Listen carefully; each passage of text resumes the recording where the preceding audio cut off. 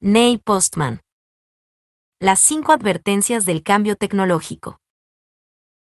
Aun a riesgo de parecer algo condescendiente, quiero lanzarles un mensaje de tranquilidad. Dudo que el siglo XXI nos depara problemas de una naturaleza más sensacional, desorientadora o compleja que los que tuvimos que afrontar a lo largo del siglo XX, o durante el 19º, el 18º, el 17º, o en el mismo sentido, muchos de los siglos anteriores a estos.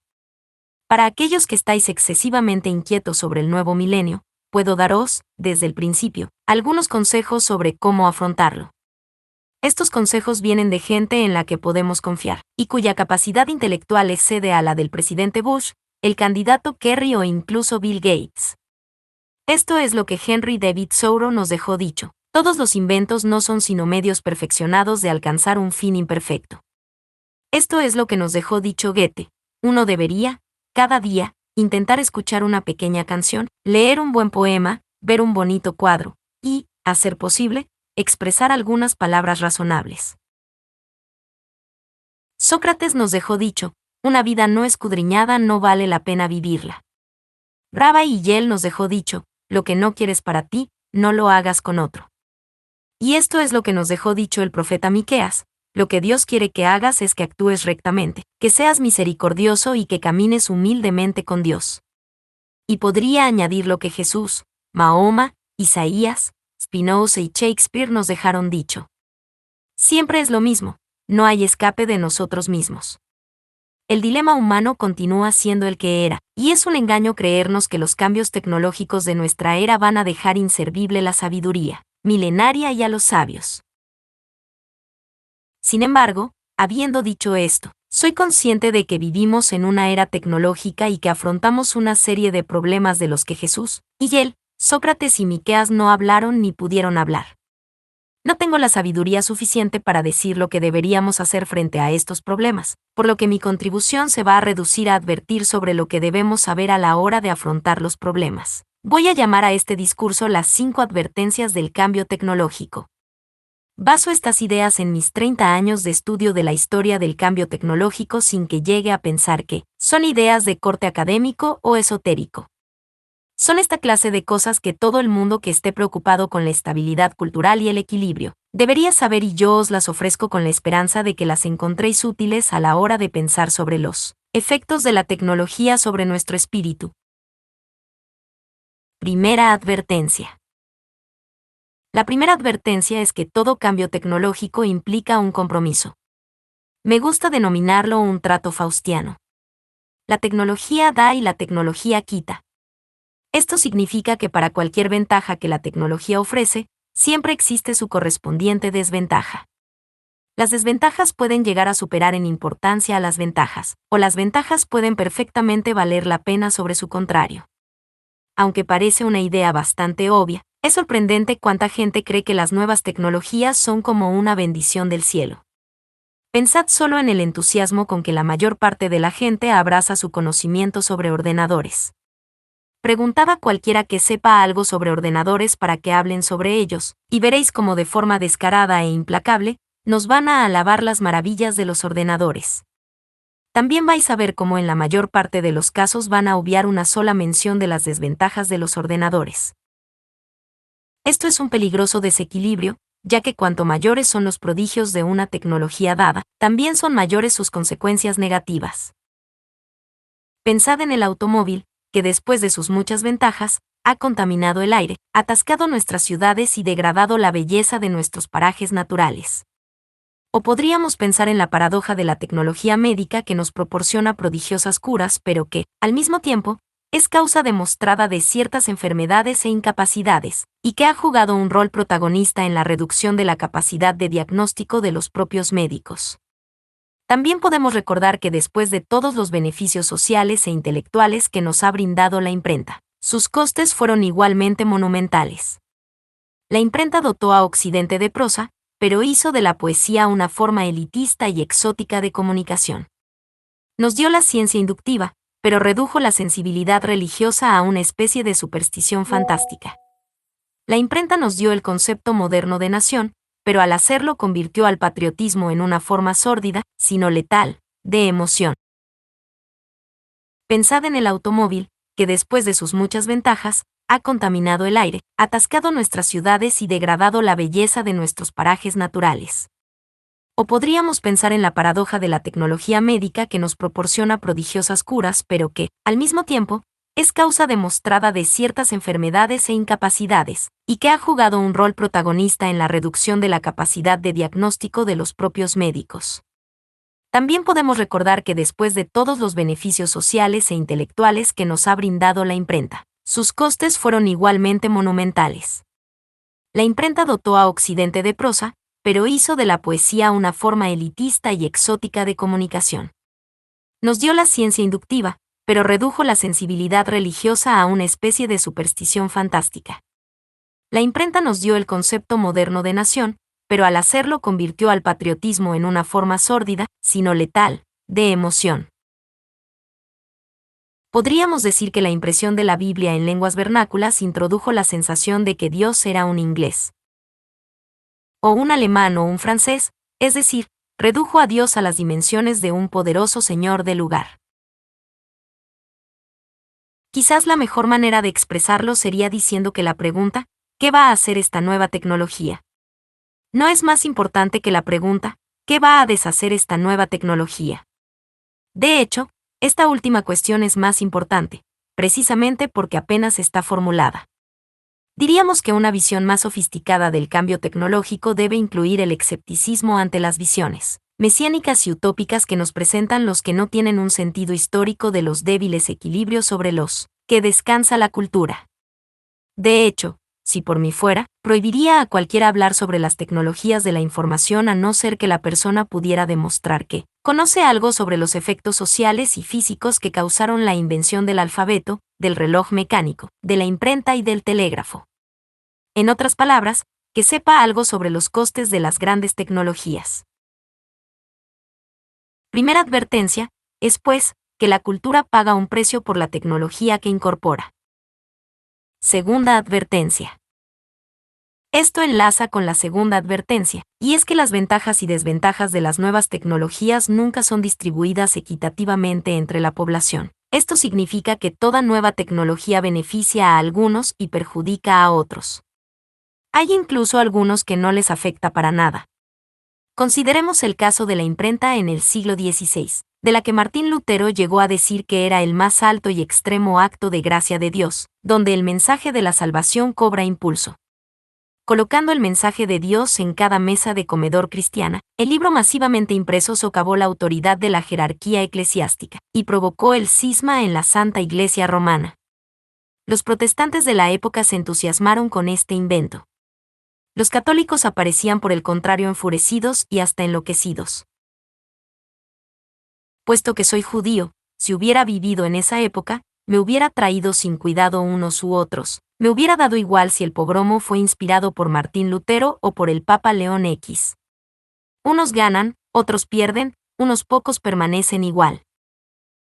Pongamos otro ejemplo, la televisión, aunque aquí tengo que señalar que en el caso de la televisión hay muy pocos que no se vean afectados de una u otra forma. En América, donde la televisión ha calado más que en ningún otro sitio, hay muchas personas que la consideran una bendición, no menos que quienes han conseguido elevadas remuneraciones y gratificantes carreras profesionales como técnicos ejecutivos, directores de realización, presentadores o actores.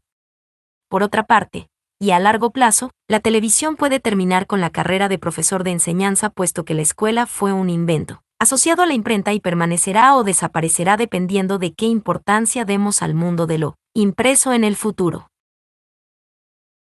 No hay perspectiva, claro está, de que sea la televisión la que desaparezca, pero los profesores de enseñanza que se muestran entusiasmados por su presencia me recuerdan la imagen de algunos herreros que durante el cambio al siglo XX no solo alababan al automóvil, sino que también creían que su negocio iba a verse beneficiado por su desarrollo. Ahora sabemos que su negocio no fue beneficiado por el automóvil, más bien lo dejó obsoleto, como cualquier inteligente herrero podría haber supuesto. Las verdaderas preguntas, que no debe descuidar cualquier persona que le preocupe el cambio tecnológico, son estas. ¿Quiénes se van a beneficiar del desarrollo de esta nueva tecnología? ¿Qué grupos? ¿Qué tipo de personas? ¿Qué tipo de industria va a ser favorecida? Y por supuesto, ¿A qué grupos de personas va a perjudicar? Estas cuestiones deberían estar presentes en nuestra mente cuando pensamos en la tecnología de los ordenadores. No hay duda de que los ordenadores han sido y seguirán siendo muy provechosos para las grandes organizaciones tipo compañías aeronáuticas o el complejo militar o los bancos o las agencias recaudadoras de impuestos. También es igualmente claro que el ordenador es indispensable para investigadores de alto nivel en física y otras ciencias naturales. Pero ¿hasta qué punto ha sido la tecnología de redes y ordenadores una ventaja para el conjunto de la población? ¿Qué ventajas para los trabajadores del metal, fruteros, mecánicos, músicos, carniceros, obreros de la construcción, dentistas, teólogos y la mayor parte de los oficios en los que el ordenador ahora se inmiscuye? Estas gentes tienen ahora sus asuntos privados mucho más accesibles a las instituciones siempre tan poderosas. Ahora son más fácilmente seguidos y controlados, están sujetos a muchos más controles e inspecciones, y se encuentran desconcertados ante las decisiones que se toman sobre ellos. Están siendo reducidos más que nunca a meros objetos numéricos. Están siendo enterrados en montañas de correo basura. Son objetivos fáciles de las agencias de publicidad y agencias estatales de fiscalización. En otras palabras, estas personas son perdedoras en la gran revolución de los ordenadores. Los ganadores, entre quienes se incluyen las compañías de ordenadores, las corporaciones multinacionales y los estados nacionales, siempre van a animar a los perdedores a que se muestren entusiastas con la tecnología de los ordenadores.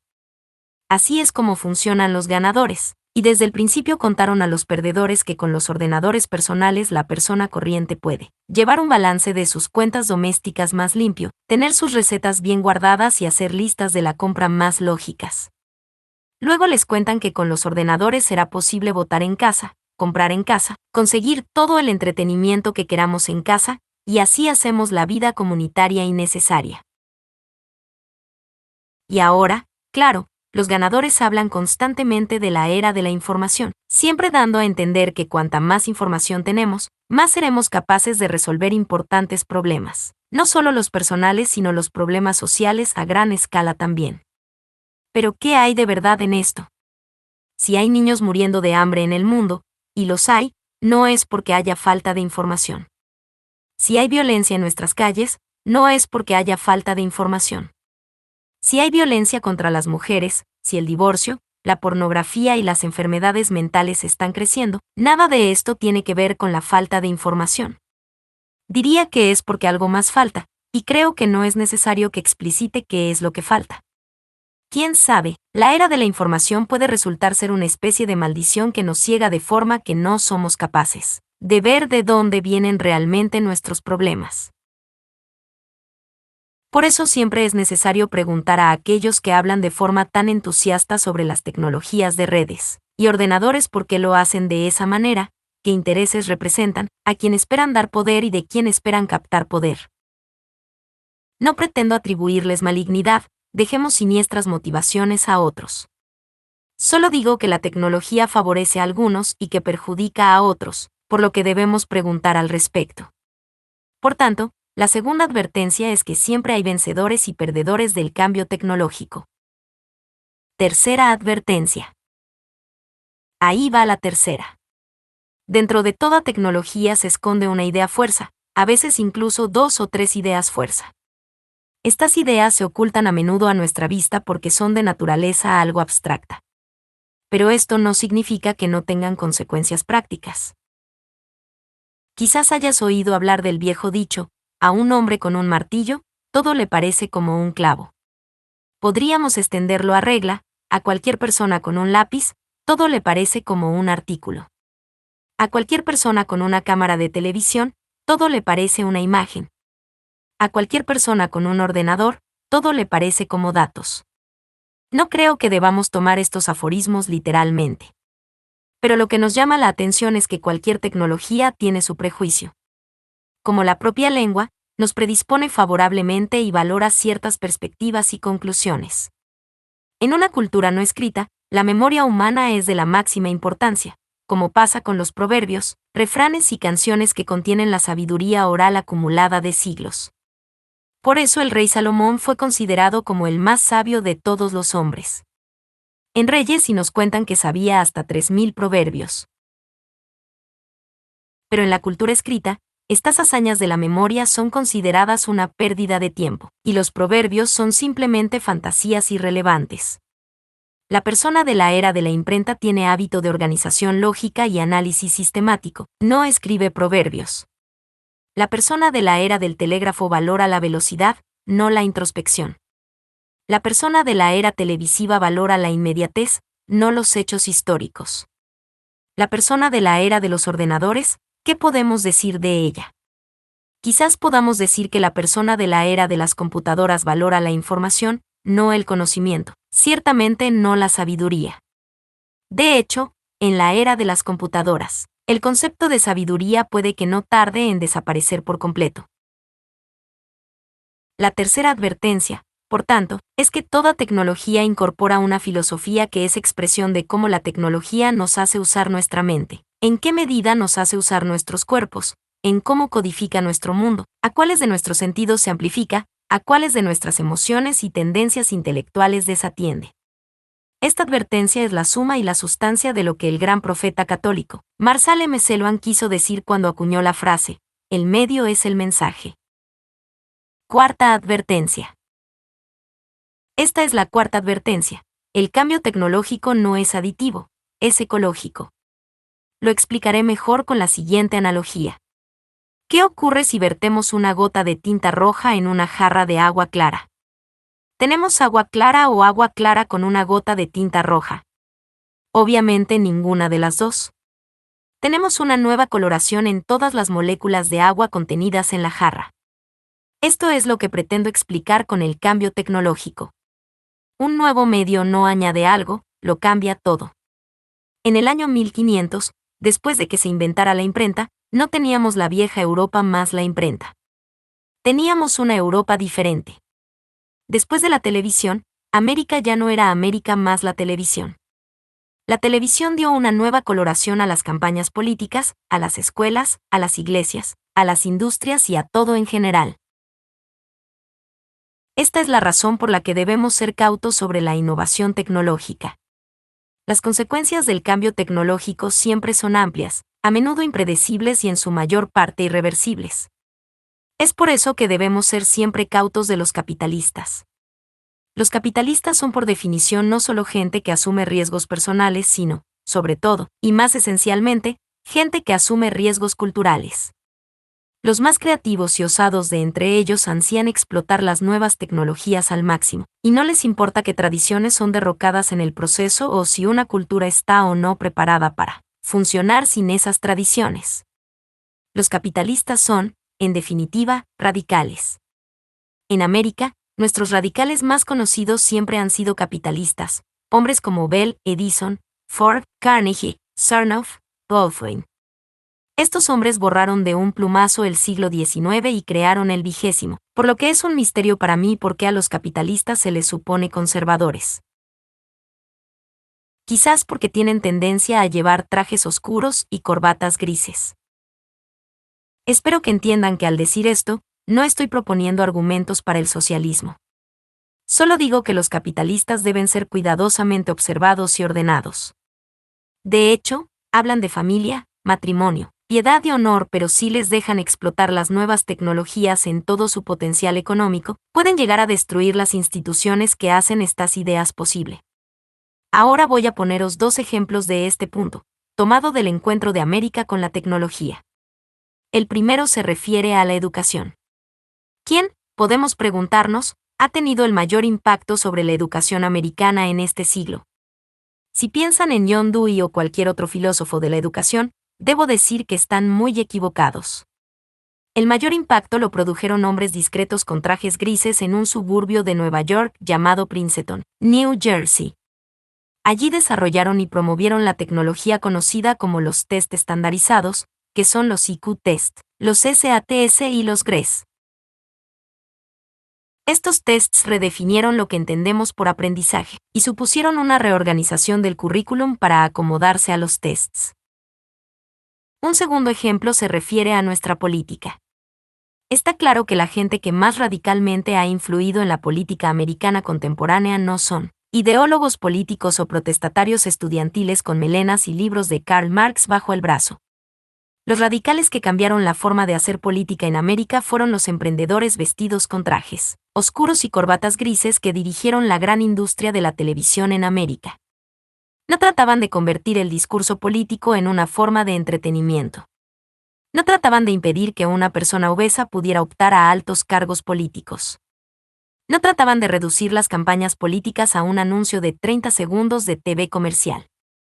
Todo lo que trataban de hacer es que la televisión se convirtiera en una gran máquina de hacer dinero sin parar. Que destruyeran la sustancia del discurso político en el proceso era algo que no les incumbía. Quinta advertencia. Ahora llegamos a la quinta y última advertencia, que dice que tendemos a hacer de los medios algo mítico. Uso esta palabra en el sentido de que fue usado por el crítico literario francés Roland Barthes. Utilizó la palabra mito para referirse a la tendencia común a pensar en las creaciones tecnológicas como si fueran creaciones divinas, como si formaran parte del orden natural de las cosas. En alguna ocasión he preguntado a mis estudiantes si saben de algún alfabeto que fuera inventado. La pregunta les sorprende. Es como si les preguntara cuándo fueron las nubes y los árboles inventados. ¿Creen que el alfabeto no es una invención humana? Sí que lo es. Así ocurre con muchos de los productos de la cultura humana, pero especialmente con los derivados de la tecnología. Coches, aviones, televisores, películas, periódicos, etc. han alcanzado un estatus mítico porque son percibidos como regalos de la naturaleza, no como artefactos producidos en un contexto histórico específico. Cuando una tecnología se hace mítica, es peligroso porque entonces es aceptada como es, y no es entonces fácilmente susceptible de modificación o control. Si propusiéramos al americano medio que las emisiones de televisión no empezaran hasta las 5 de la tarde y que terminarán a las 11 de la noche, o propusiéramos que dejara de haber anuncios en la televisión, pensará que es una idea ridícula. Pero no porque esté en desacuerdo con el plan. Lo tomará como ridículo porque asume que le estamos proponiendo que cambie algo de la naturaleza, como si siguiéramos que el sol debería salir a las 11 de la mañana en vez de a las 7. Siempre que pienso en la capacidad de la tecnología para hacerse mítica, me viene a la mente las palabras de Juan Pablo II cuando dijo: la ciencia puede purificar a la religión del error de la superstición. La religión puede purificar a la ciencia de la idolatría y los falsos absolutos. Lo que estoy diciendo es que nuestro entusiasmo por la tecnología puede volverse una forma de idolatría y nuestra creencia en sus beneficios puede ser un falso absoluto. La mejor manera de ver a la tecnología es como a un intruso extraño, recordando que la tecnología no es parte de un plan divino sino el producto de la creatividad humana y nuestro orgullo, y su capacidad para el bien o el mal queda siempre pendiente de lo que los humanos digamos que puede hacer por nosotros y a nosotros. Conclusión. Así que estas son mis 5 advertencias sobre el cambio tecnológico. La primera, que siempre vamos a pagar un precio por la tecnología incorporada. Cuanto mayor es la tecnología, más grande es el precio. Segundo, que siempre habrá ganadores y perdedores, y que los ganadores siempre intentarán persuadir a los perdedores de que también ellos son ganadores. Tercero, que incrustada a toda tecnología está un prejuicio epistemológico, político o social. Algunas veces este prejuicio nos puede favorecer, otras no. La imprenta aniquiló la tradición oral, el telégrafo aniquiló el espacio, la televisión ha empequeñecido el mundo, los ordenadores, quizás acaben degradando la vida comunitaria. Y así todo. Cuarto, que el cambio tecnológico no es aditivo, es ecológico, que significa que lo cambia todo a su paso, por lo que es demasiado importante como para dejarlo en las solas manos de Bill Gates. Y quinto, la tecnología tiende a hacerse mítica, esto es, que se percibe como parte del orden natural de las cosas, por lo que tiende a controlar más nuestras vidas de lo que sería deseable. Si tuviera más tiempo, podría proporcionaros más cosas de interés sobre el cambio tecnológico, pero os dejo estas advertencias por el momento, y termino con el siguiente pensamiento. En el pasado, experimentamos la tecnología del cambio a la manera de un sonámbulo. Nuestro eslogan nunca explicitado ha sido tecnología Uber Alles, y hemos deseado adaptar nuestras vidas para encajar los requisitos tecnológicos, no los requisitos de la cultura. Esto es una forma de estupidez, especialmente en una época de cambios tecnológicos tan profundos. Necesitamos actuar con los ojos bien abiertos para que utilicemos más la tecnología en vez de que sea la tecnología la que nos utilice a nosotros. Si esta lectura te está siendo útil, no olvides darle un me gusta y suscribirte para que te enteres de los próximos textos que subiré de la cursada.